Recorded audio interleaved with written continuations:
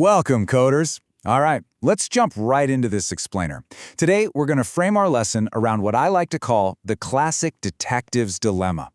Imagine you're a seasoned investigator. You've got all your clues, the evidence is literally crystal clear, and you know exactly what went down.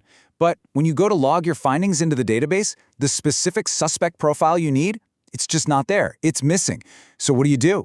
Well, you know as well as I do, in the world of medical coding, this isn't just a fun thought experiment, it's a daily reality. You've absolutely been there. You're reading this incredible, highly specific clinical detail from a provider. I mean, the documentation is just perfect. But then, you turn to your ICD-10-CM manual and crickets. There is no exact, unique code to assign for that specific condition.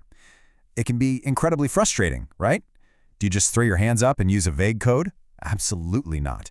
You have a very specific tool built for this exact scenario, and honestly, mastering how to use it is what separates good coders from the truly great ones.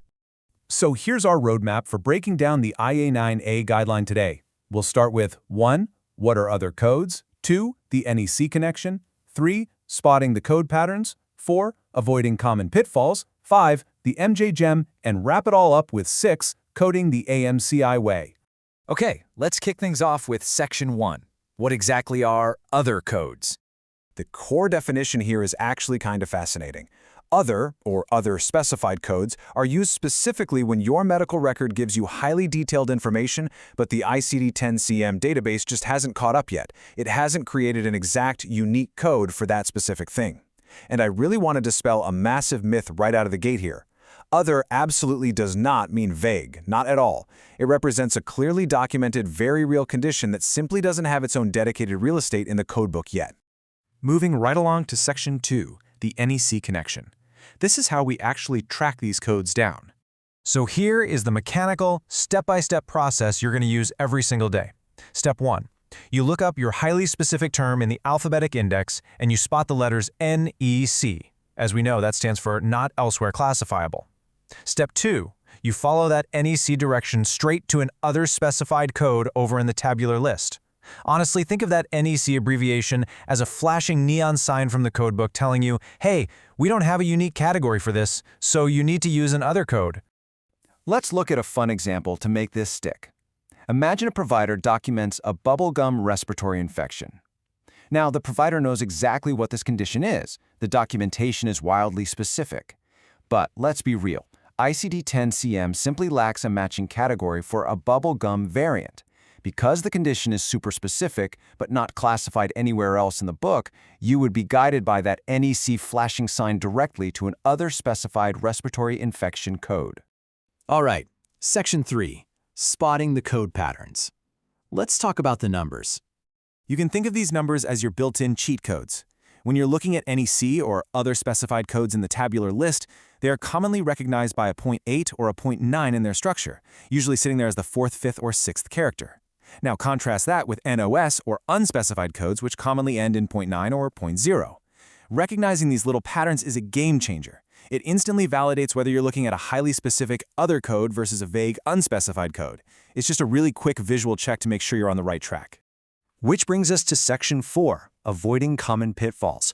Let's keep you out of trouble. Fundamentally, you have to understand the difference between these two limitations. Other codes represent a system limitation. The provider did their job, they gave you the details, but the ICD-10 database itself lacks the exact code. Unspecified codes, on the flip side, represent a documentation limitation. The ICD-10 database has options ready to go, but the provider didn't give you enough detail to actually pick one. Listen to me on this one. The absolute most dangerous pitfall you can fall into is defaulting to an unspecified code when you actually have a specific diagnosis in your hands. Let's fire through a quick review of these common errors so you can protect your coding accuracy, your reimbursement, and your compliance. Mistake number 1, confusing other with unspecified. As we just saw, they are absolutely not the same thing. Mistake number 2, using an unspecified code when the provider gave you specific details. Big no-no. Mistake number 3, ignoring the NEC directions in the alphabetic index. If the index says NEC, you follow it, period. And mistake number 4, assuming other means vague or incomplete. Remember, other means the documentation is stellar, the system is just lacking. Okay, Section 5. Time for the MJ-GEM. This is the big memory anchor. This right here is the MJ gem. I want you to lock this into your memory forever. Other equals, we know, but no code exists. Actually, say it with me in your head. We know exactly what the patient has because the provider documented it clearly, but no specific code exists in the manual. When you know the diagnosis but the book doesn't have it, you use other. It's that simple. And to physically get to that other code in your book, you just follow the pathway. Any C in the index leads you directly to other in the tabular list. They are intrinsically linked together. Think of it this way. Any C is the map, and other is your final destination. Finally, Section 6, Coding the AMCI Way. Let's bring it all together. Here is your final bulletproof mental checklist. Every single time you sit down to code, ask yourself, is the documentation specific? If the answer is yes, then ask, is there an exact matching code available over in the tabular list? If the documentation is specific but no exact code exists, you can confidently use an other code. Never, ever default to vague, unspecified codes if you have the clinical clues right in front of you. Let the tabular list guide your final decision every single time. I want to leave you with a slightly provocative thought today. When you're sitting at your desk, reading beautifully detailed clinical notes, are you really going to let a simple system limitation compromise your coding specificity? I certainly hope not. You're a diligent coding detective. You don't settle for unspecified when the clues point to a clear, specific diagnosis. Trust the guidelines, follow that NEC path, and embrace the other codes to ensure your claims are accurate, fully compliant, and properly reimbursed. Keep up the amazing work out there, and as always, keep learning.